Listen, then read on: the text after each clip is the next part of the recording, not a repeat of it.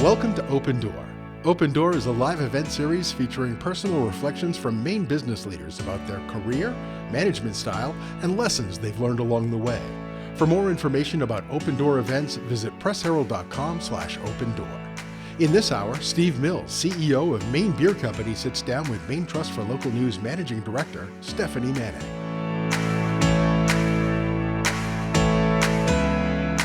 Welcome, Steve.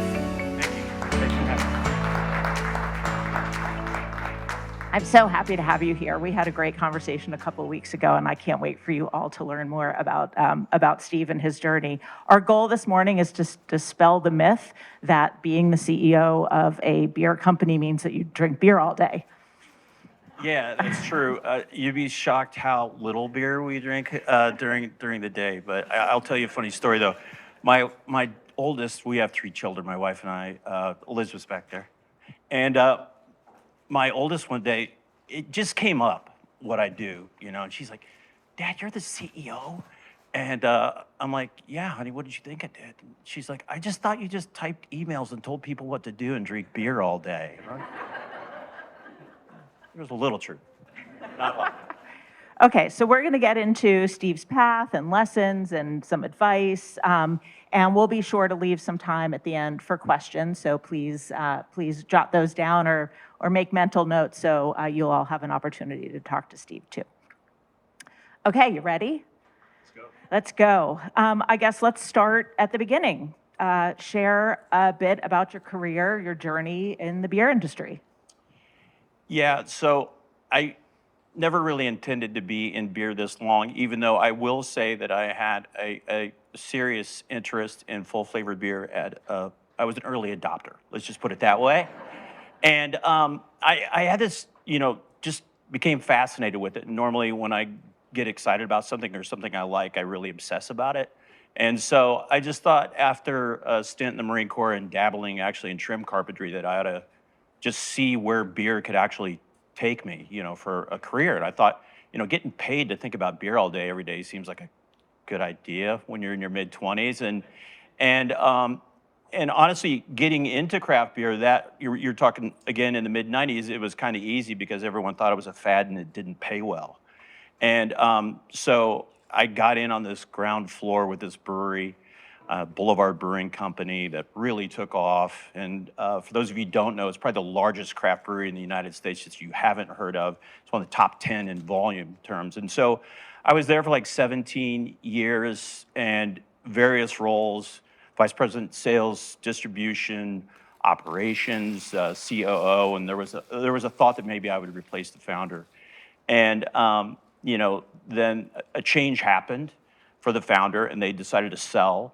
And then to another family company out of Belgium, Duvel. And then they came in, and then I was working on the integration team, and then became vice president of sales and distribution for them. So at one point I joked that I had keys to 7 breweries, 2 in the U.S., Brewery Ommegang and Boulevard Brewing Company, and several Belgian breweries, including Duvel, De Conic, Meertsu, Schoof. And so, and that was cool. And I learned a lot there. And then I got an interesting call one day and said, "Are you interested in replacing the founder of a brewery in Utah?"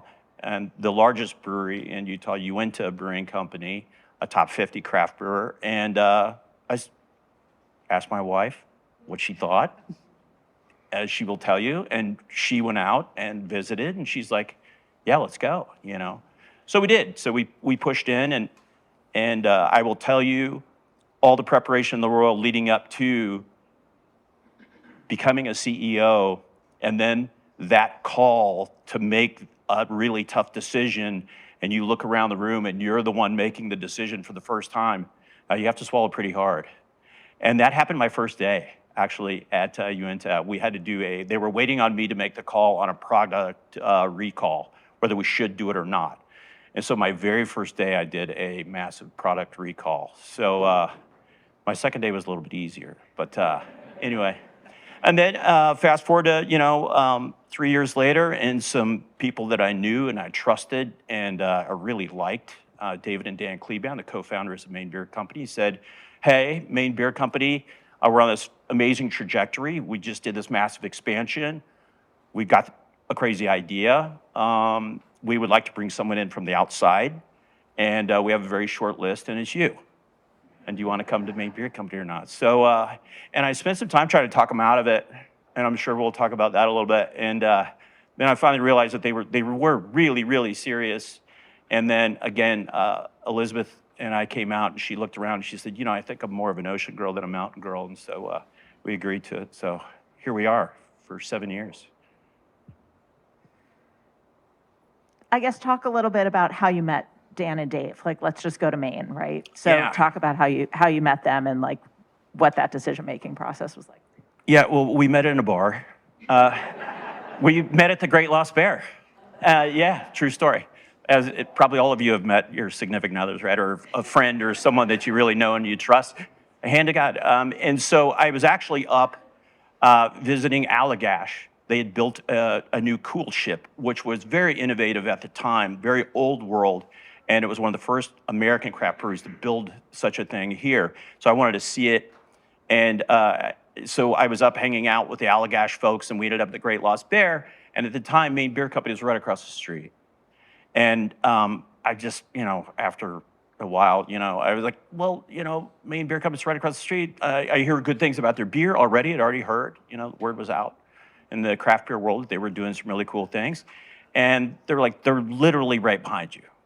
And so I turned around and I introduced myself, and then, we hung out and that evening, and then we just kept in touch.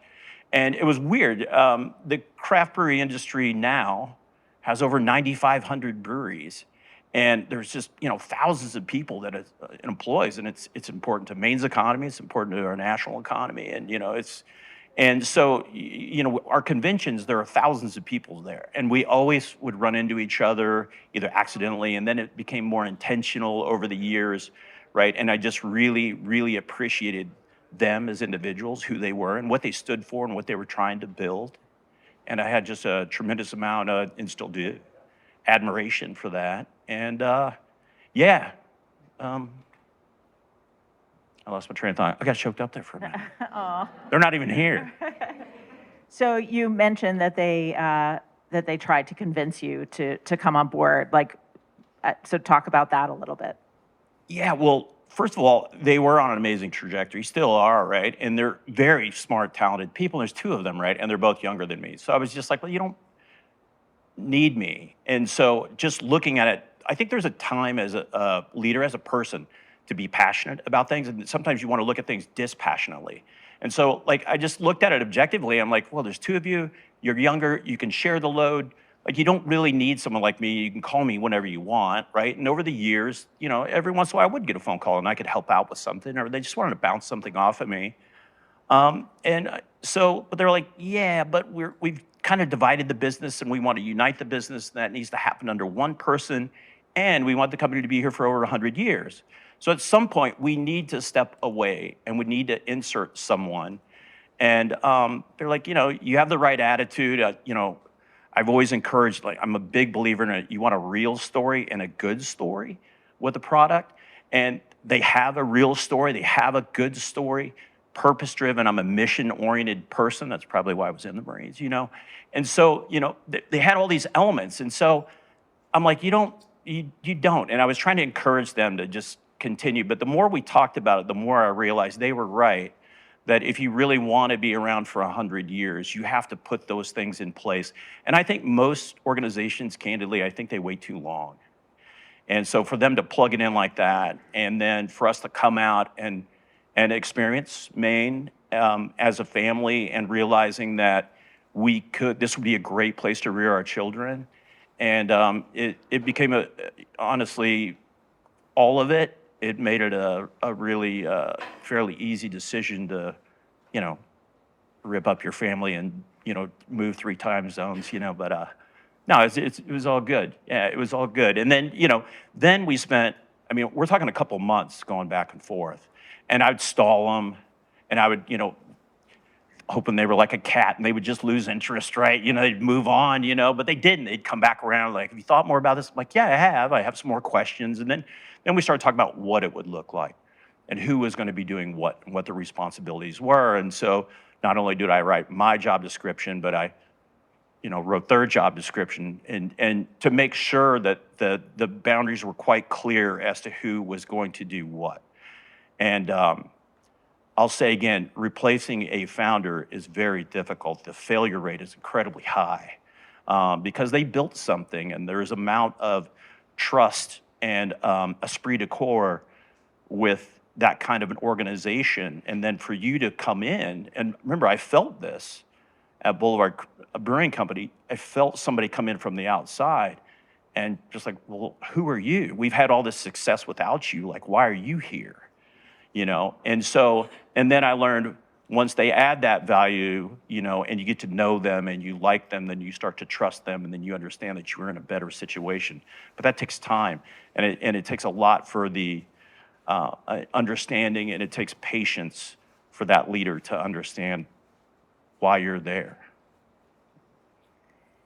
So I guess, apart from Elizabeth feeling like the ocean more than the mountains, I guess what drew you to Maine? Like what made Maine so attractive? Yeah, I'd only been here once before, and I was a kid, and I remember eating at DeMillo's, and I remember getting a long sleeve white T-shirt with Portland down the side. I was so cool in the Midwest. It's a beautiful place, and I've lived in 10 states. I've lived in all 4 time zones. And I tell people that have lived there their entire life, I'm like, you're not missing anything. I know you don't believe me, but just, you're not. So we really, really, really like it here. I mean, it goes beyond just the job. So, to me, and when I first got here, which, again, 7 years ago, people asked me, like, how do they get you to move here? I'm like, look around. I mean, this is beautiful. It's an amazing place with genuine, authentic people who are not trying to put on airs as much as other parts of the country. They are who they are. And I like that, but I'm a kind of a direct kind of person. So, if it okay. Oh, good. So I guess talk a little bit about your early experiences, the military, Kansas City, Salt Lake. How did that shape your leadership approach as you stepped into the role of CEO at Maine Beer? Well, I've definitely modified from there. I mean, you're the sum of all of your experiences, right? And, so to me, the foundation of what a leader is, I learned as a recruit in California in boot camp, and those things have been with me this whole time. And, a leader gets the job done and takes care of their people. That's the fundamentals of, and there are 14 leadership traits. And to this day, I can still tell you what those are, just, good judgment, decisiveness, integrity, dependability, tact, initiative, endurance, bearing, unselfishness, courage, knowledgeable, loyal, That's what a leader is. And so, or should be, right? Yeah, no matter what. If you're leading yourself, you should be that way, But, and then being able to understand that and understand those words and then try to get better at that, right? Because I'm far, far from perfect, right? But, you try, And so, I was able to apply those things. And then I've been very fortunate, really, to have bosses that allowed me to fail forward, often, and being forgiving and just learning that example and how that's benefited me. You get to carry all those things with you into the next role. And I feel very blessed. So let's kind of shift gears a little bit to talk about your leadership and core values at the Maine Beer Company. So what does doing what's right mean to you? Doing what's right, double-edged sword, tricky. Doing what's right, is just the full thing. I know it's a motto for us, and it and still is a guiding light. Doing what's right no matter what is the full. And so that has been very helpful for Maine Beer Company and the guiding light from day one. We have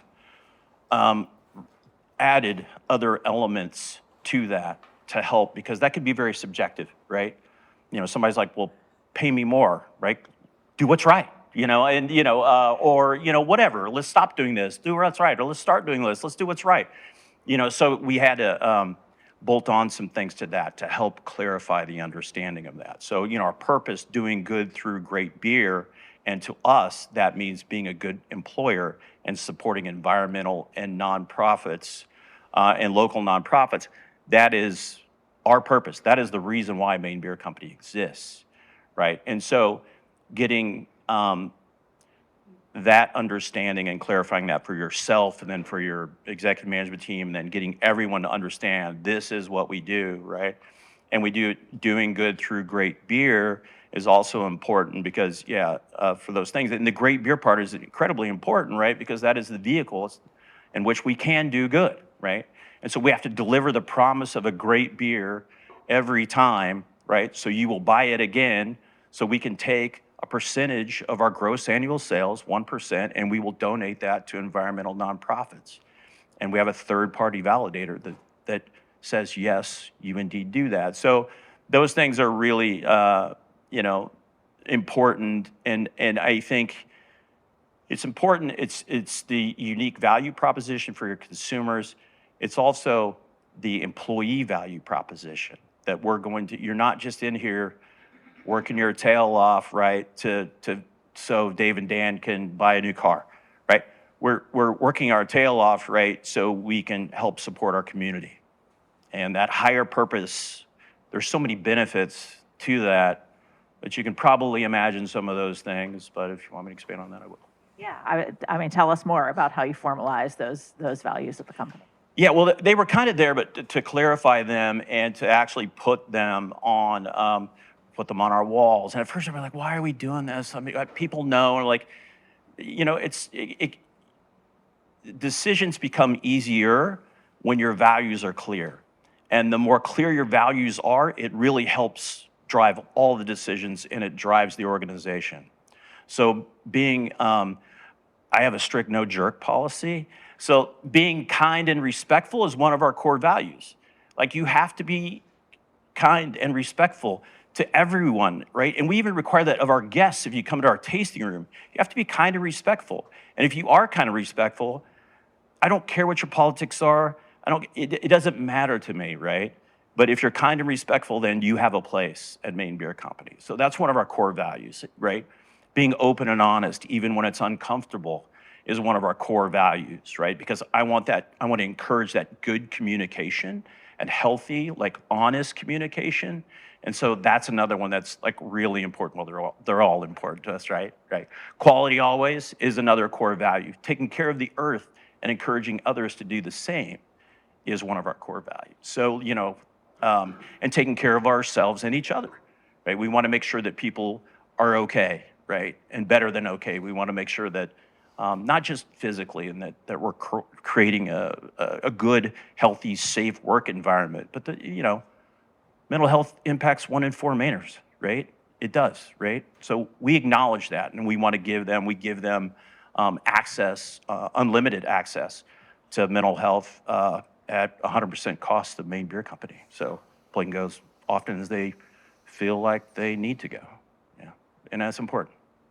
So how do you foster buy-in among the employees? Like, how does it get pushed down so that everybody feels that every day? You say it so often. About the time that if you say it one more time, you're going to get sick on the floor, is about the time people start hearing it. So you just have to communicate and weave it into everything. It can't just be in an employee handbook that's buried that no one ever reads, right? It can't just be on the wall. It's part of your conversations, right? And you just weave that into your culture that, so people will say, well, quality always, right? And so when that's part of the conversation, then it's really clicking. Now you really are rowing in at least the same general direction, and then it's another analogy I like to say, culture is like gardening, right? It's constant. Yes, you have winter, you have slower times. You just have to tend to it all the time. It's not a set and forget kind of thing. It's part of your daily routine. Yeah. Thank you. I'm learning so much here as we think about our culture at the Maine Trust for Local News. One of the programs that I'm so enamored by is your employee program and the Give Back program. So will you share a little bit about that, like how it came to be and how it happens every day? The employee program, give me some help with that. The nonprofit. Oh, yeah, the nonprofit. Yeah, so, I mean, it really is, from the very beginning, Dave and Dan wanted to be a certain kind of company that gave back to supporting environmental nonprofits, being a good employer, right? So it really is baked into what we do, and 1% for the Planet is a nonprofit that pairs up for-profit companies like we are with environmental nonprofits, and both sides are vetted. And then you make the commitment that you will give 1% of your gross sales to supporting them. And then again, annually, you open the books and they validate that you've done what you said you're going to do, what you've committed to do. And so that's been fantastic for us. We like the accountability of it. We like the idea that it's easy enough to understand. And it also helps narrow your focus. I mean, there's a lot of need in the world, right? But for us, our thought process is our community. And if the earth is sick, then we got a much bigger problem, right? And the other problems are definitely not going to go away, right? If the earth has problems. So, that piece is really important as far as who we are and what we stand for. And I think the reason why we attract and retain the quality of people that we have is because they understand that when they come in, their work matters, right? What we do matters, and it's more than just a method to dispense of a legal drug, right? It's alcohol. No, it's bigger than that, right? And I think so. We have that connection with our team. They know that their work matters. And we have that connection with our consumers that discover this about us, that we're more than just about making really clean, hop-forward, if I may say, exceptional beer, So it all matters. But the reason why I think we get the quality and consistency that we do is because our team understands the importance of that. And I don't know a better way to do it. You mentioned really good beer. So how do you balance quality, consistency, and purpose in such a competitive industry? I think they're intertwined. I mean, that's the way we look at it, right? It's the whole circle. You need all of those things in order for it to really work exceptionally well. And everyone thinks about when we scale up, they're like, how are you going to maintain quality and consistency? And to me, it's actually kind of easier because we can invest in people, experts. We can invest in equipment that some of the smaller breweries, they just can't because they just can't afford it, right? We get to the point where we can. And so one of the things is always, one of our core values, always make things better. That also includes our beer. So we're always critiquing ourselves and working on sourcing better quality material, local material, by the way, and when we can. And our processes, and we send teams out to learn from other breweries, and we send teams or individuals out for educational reasons to bring those things back because we understand that our competitors, and there are over 9,500 breweries in the United States, they're getting better. And if we want to be around for 100 years, we have to realize that what we're doing today is not good enough for tomorrow. So we're always pushing that. And I'll tell you, culturally, sometimes we get new folks that come in, and that's kind of hard at first. You're like, wait a minute, this is really good. Like, we actually win awards and stuff. I don't know if you've noticed. And I'm like, no, I get that, right? But also understand that, right, if we don't continue to evolve, we're going to slowly die, right? And I don't want that to happen to us, right? We're going to be here with a 100-year mindset. It changes your thinking about what's the most important thing, or things. Yes. Tell us a little bit about your leadership team. What's the structure? Who did you bring in? All of that. I was very fortunate that most of them were there. And that was one thing that was really impressed me when I got there, is the quality of the people that I work with. So I have 4 people that report to me directly. I have a chief operating officer, Colleen, is our most tenured employee and continues to grow and do amazing things for us every day. And she's responsible for our commercial strategy, right? So anything to do with selling, marketing, really anything that would touch you all other than the actual beer itself. We have a chief quality officer, and Dan is responsible, not Dan Kleban, Dan Roberts. He's responsible everything from raw material to the actual beer, making of the beer and packaging of the beer itself. So we have, right, the commercial side, and then we have the people side, our HR director, and then we have the finance director. And so really, money, people, right, making the beer, and then basically marketing and selling the beer. Those are the people, and everything rolls up under those 4 individuals. And so talk about like aligning objectives with your team. Like how does that start with your team and make its way down? Yeah, so we have business objectives. Disciplines of Execution is a book, you can read it, and the thought behind it is you can only do 4 things at a time with excellence. So I like to distill things down to just like when we talk about it, like our objectives, like ideally you have 1, right? And then anything after that, right, it starts getting diluted, but it really starts tipping after around number 4 or number 5. And so we have our main business objectives. So our team knows that. We put key performance indicators in there, right? So it's very corporate-y. KPIs, right, to intersect, to make sure that people are on track. People will manage what gets measured, right? And if you put the right measures in place, right, it will drive performance. But that you have to make sure that they're the right things. You have to give people the why it's important, right?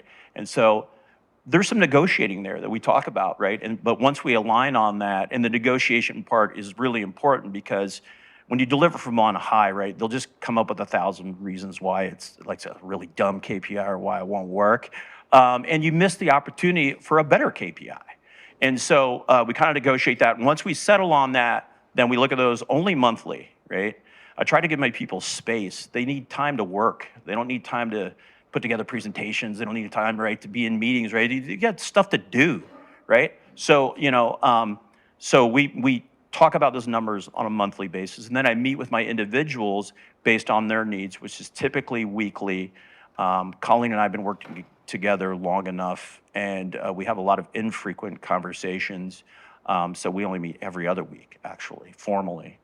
And then when we do meet, I only want to know like your 3 biggest priorities, and are they aligned with our KPIs? Are they not aligned with it? And we can talk about whatever you want to talk about. But that's the only 3 things that I'm interested in. I just want to make sure that they're focused on doing the right things. There's doing things right, and there's doing the right things. Doing the right things is the most important. Right? People fill their lives with activity instead of productivity. You got that coworker and they're like, oh, I've got to run right here and this, and I have 100 emails and I have all this stuff. But are you moving the ball? And so my job is to let them do the work and assess and make sure that we're heading in the right direction. And if we can align on what their biggest priorities are, I get a sense of, are they doing things right? Are they doing the right things? Does that make sense? So much. I can't wait to watch this back and take notes. I guess talk a little bit about cross-departmental collaboration in your business. Like, where is it most important, and how that happens? Yeah, good decision. Good ideas come from everywhere, and so we have a very open, right? Being open and honest, even when it's uncomfortable, it is one of our core values and something that we try to hold ourselves accountable to, right? And so, we do let the experts be experts, and that's really important. But if you have an idea, we want you to bring that idea to us. It doesn't matter where it comes from. And so, but ultimately the decision, the accountability for that decision does lie into one of those 4 department heads, and ultimately me, right? So, we have a Highline check-in that I do with my direct reports. I left this out earlier, on Tuesdays, and we sit down and we kick around what we're working on, what we're concerned about, what the other one needs, and it can be anything. I mean, we can talk about personal, not overly personal. But we talk about, I mean, that's a very, that group is really gelling as far as we can be pretty vulnerable. And so, and also being pretty vocal. And sometimes it gets a little spirited, I'll say. You know, they're like, wait a minute, I can't believe you're saying that to me right now. And to me, that's healthy, right? It's, we're not front stabbing. It's just like, we're just being candid, you know, and with what we need from each other. And it's, that has taken time, but it's getting there. And I think it's special. You know when it's happening. Right? Yeah, right. Good culture. It's harder to find, but when you see it, you know it, right? You're like, okay, you know. Okay, again, shifting gears a little bit. You mentioned the beer industry always evolving. I guess, how do you as an organization navigate shifting consumer behaviors? We don't. We know who we are, right? We make clean, hop-forward beers. And the analogy I like to use is we're really good at throwing strikes, fastball strikes, like over the plate, right?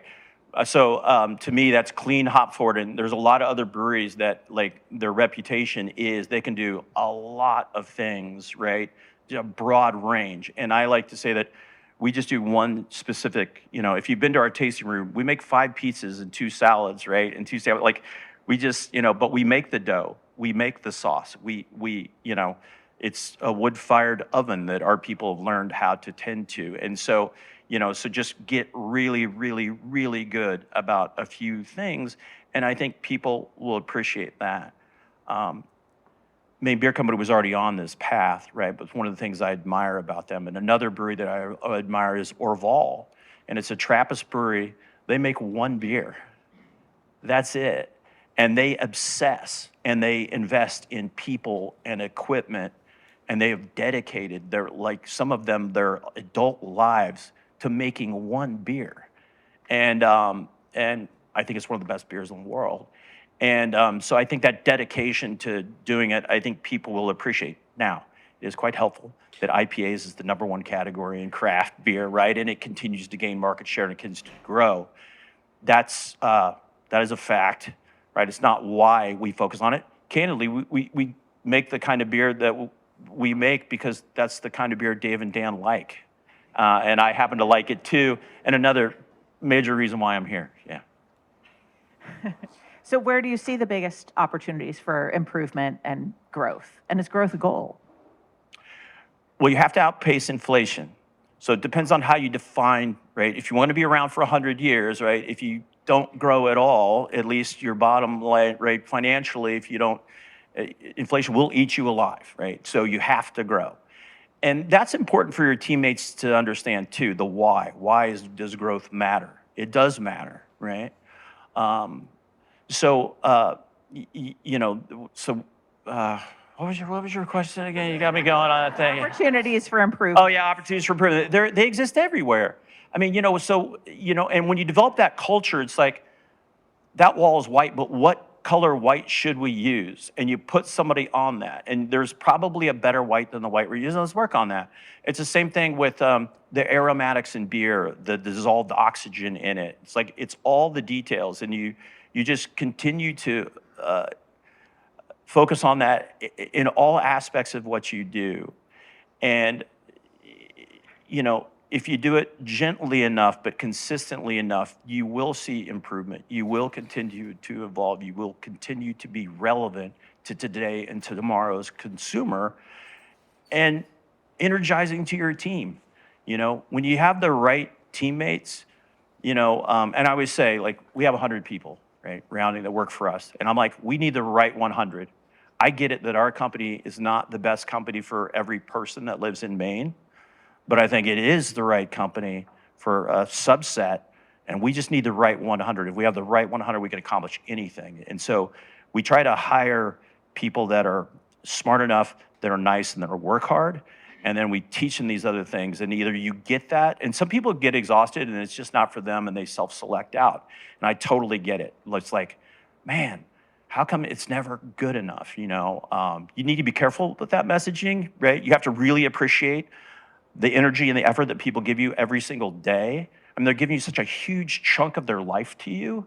You need to respect that, but, all the while nudging them, how do we get better? And I'll add that asking them and having, empowering them to help you figure that, or enabling them to figure that out is super key. Because I am not the sharpest knife in the drawer. So like I need those people around us to help us get better, to rise, right? What are some of your biggest challenges right now? Biggest challenges right now. Well, it's this, look, right? 4:00 today, right? I mean, the tariffs thing, I don't know if we have a major challenge or not right now, to be honest with you. I don't know how that's going to impact us. The way we see it right now, we don't think it's going to have a major impact on our business, just because we don't use aluminum cans, right? We don't do some of the things that our other craft breweries, brothers and sisters, that they deal with. So I think everybody's kind of, on that. I will tell you that a values-driven organization, your teammates always have this higher probably expectation than a normal employer. And so they're like, come on, do better, And so that's a challenge, and I think that's part of the burden of leadership, is bringing the best version of yourself and creating a total comp and bin package that is going to be something that is worthy of their efforts.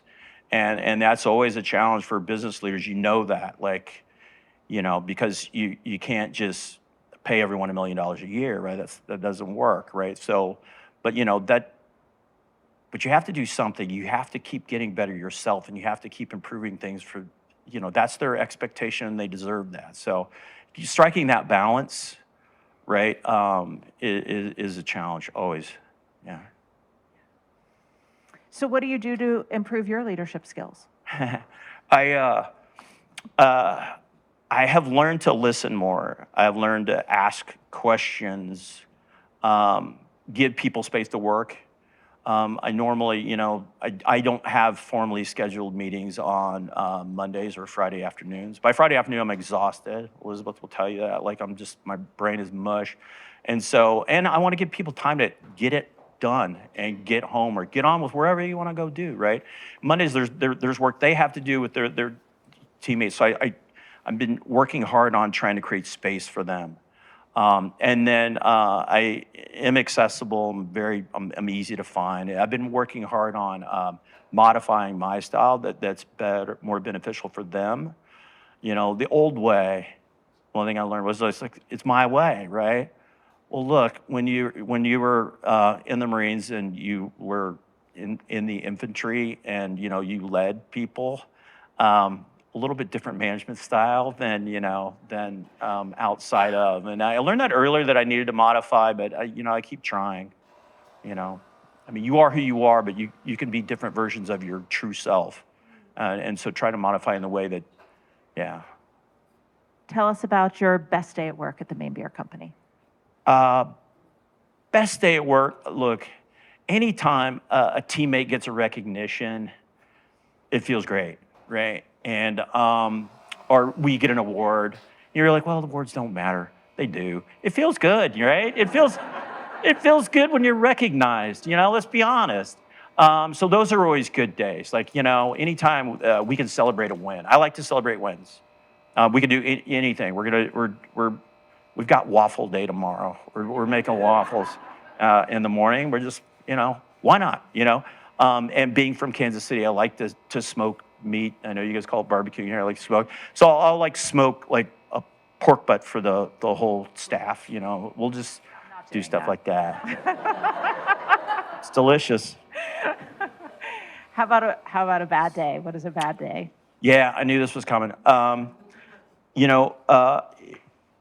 Anytime you have to let someone go, unless it was for, moral, legal, ethical reasons, right? Those are easy. The other ones are not easy. That's tough. Yeah, it's hard. Yes, indeed.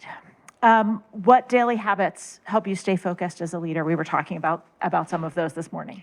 Yeah, I have a routine, right? And that routine is very helpful for me. So it includes, I get just once a day, I get my daily feed of national media. And I do at least 150 minutes of cardio per week, not per day. Um, and I've incorporated daily meditation, and I do like sauna, and I do that. So your executive functions are real high when you come into work. So I have to do that in the morning, right? Because that way I can bring my best version of myself to the workplace. And so I hate it. I did it this morning, but I like to eat, and I like to be, part of the burden of leadership is to be the best version of yourself for your team. And so I do it in the morning, and I go pay in the piper. I got to go pay the piper, and I just go pay the piper, and I just go do that. So, and then I wordle with one of our kids, and we kind of have like a running competition going, just kind of get the brain fired up. And then I come in and I check out the Portland Press Herald, and I look through that. And and that I only get my news feed once a day. I've learned that it's just too much for me. You can get inundated, and it's the same story. And I want to give it an opportunity to kind of get filtered a little bit and understand, before I come back to it. Because, it changes sometimes, and you can be too close to it. And I got it in a really bad habit during super deep COVID, right? Because everything was changing so quickly that it was just constant to feed. And it was really having it was taking a toll on me. And I learned to just kind of wean myself and be a little bit more selective. And now I think I'm in a good rhythm, but I definitely have an operating rhythm, and caffeine is definitely included. Thank you. Thank you for making local news part of your morning routine. I hope you will all take that bit of advice home with you. Okay, last question, and then we'll open it up for a few from the audience. What is your favorite Maine Beer Company beer? This is so tough. And I'll tell you this, we have 3 children, right? And I would say that our beer is like, our children, like my favorite one of the moment, because it's not always the same. We do have our beer on tap at our house, and it is normally lunch. And so, lunch always delivers. But if it's not lunch right now, if we were going to have a beer, I would have lunch, or I'd probably have Woods and Waters if it was available. Yeah. I really liked spring. I just tried it on the first day of spring, Thank you. of all things. Yeah, it's like and I Cold really liked it. So highly Just try it. recommend Very you taking refreshing. a visit. What about your? This is my last one, I promise.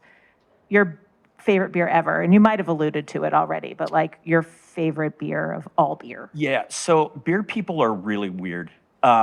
We have like moments like, what's your deathbed beer? is a question, right? It's a real question we ask each other. And my deathbed beer is Orval, the beer I mentioned earlier. Yeah, really. Okay, who has questions for Steve?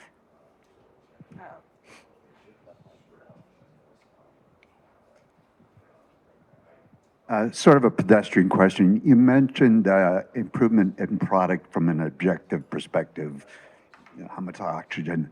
How do you measure quality from a subjective experience? Because eventually it's whether I like it or not. How many tasters do you have? How do you pick them? Are they a diverse group of people so you get different perspectives on that? How does that work? Yeah, so we do have a robust research and development program. We also have a lot of trained panelists, right? And they work throughout the brewery, and you go through a program to get, to where you get endorsed as a taster, if you will. And so that helps us, but that's really helping make sure anytime you're looking at a brewery, and you're looking at a beer specifically, there's 2 things you want to make sure. One is that it's micro clean, right? It's not infected. And that's really easy to do, right? We have scientists and we have machines that can tell us whether it's infected or not, at least mostly. And you can test out just about anything with machines. But truth of the matter is, once you have a trained panelist, you can smell. It's more smell than taste at this point for me. You can smell and if it is meeting the standards or not meeting the standards. And so there's a little bit of subjectivity to it, but it's kind of like, they say, like, people don't, like experts don't study counterfeits for currency. They study the original, like the real thing. And so when they see something that's not quite right through like a counterfeit, like they can pick up on it immediately. So you really focus your energy on, what it should be, and then it kind of tells on itself, if you will. And then product design, we really sit down and we look about, okay, what kind of beer would fit in our portfolio and play along with all of our other beers. And so it starts with an idea that big, and then you start talking about what's the color, what's the body, what's the ABV. So you start working on a conceptual product design on paper, and then you give it to the R&D team. They go out and they try and, make what you've put on paper. Is that helpful? That's the way we go about it. But at the end of the day, I mean, whether you hit a home run or not, really, it falls back on the consumer. The consumer ultimately decides. I always say it's like quality is subjective. Consistency is measurable. That we can do. And so the consistency part we obsess about, and hitting our standards. But whether you like it or not is totally up to you. Yeah.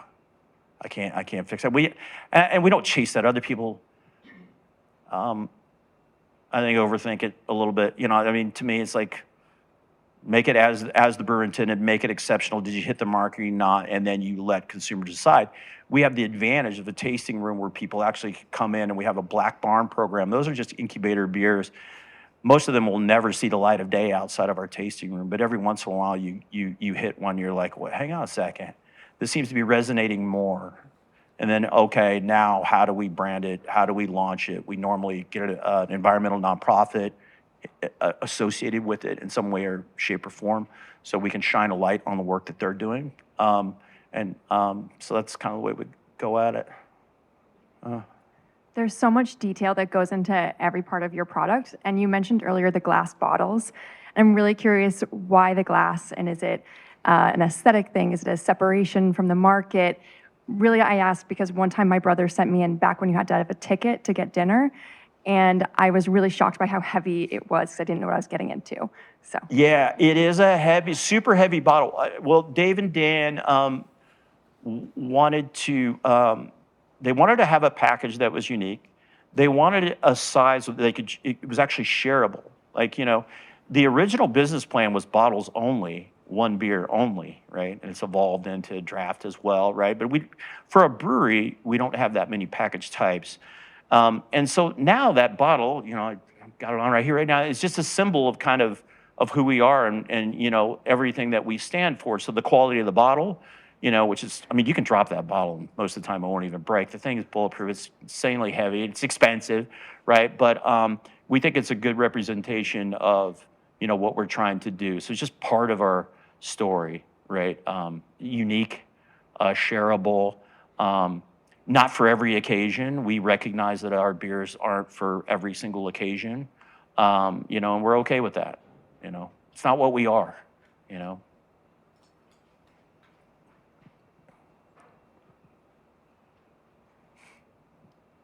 I'm just curious if you said before that if you don't change, you die, kind of thing. Has Maine Beer Company ever thought about opening up different tasting room locations? Yes, we have thought about. We haven't. We come back to people still want to keep coming to the mothership. Would we net gain, or would we just, increase our operating expenses? Like how do we win? So far the answer's been no. We're not going to yet. I'm not an always or never person. Not very often. It's just not my thing. So could we at some point? Sure. We could. Do a tasting room, but so far we've also looked at other products. One of the ideas of Maine Beer Company before Maine Beer Company was Maine Beer Company was like Maine Toothpick Company, and we've looked at other things. We've looked at ice cream. We've looked at gin. We like to kick stuff around and just see if something actually makes sense. And thus far we're just like, no, we're just going to stick with beer. We're going to keep throwing fastball strikes, but we still entertain it frequently, quite often actually. Last question. So don't be surprised if it's Maine Ice Cream Company, bubbles up at some point in time. You heard it here first, right here. So does this work? I'm on the board of the Ecology School, which is one of those environmental nonprofits that you support. So I want to thank you for that. Second, I've never had a Maine beer that I didn't like. But third, everything you say sounds like you're a B Corp, but I don't think you're a B Corp, are you? And if you're not, why aren't you a B Corp?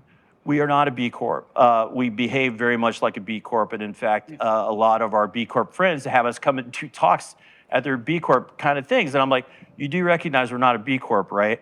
The primary reason we're not a B Corp is we would have to modify our corporate structure in order to meet the qualification, and we, at this point in time, like going through that would be more of a distraction, and so like let's just keep, being the way we are and keep getting better at that. And, someday we probably will be a B Corp, but, we're just not. It's not our biggest priority right now.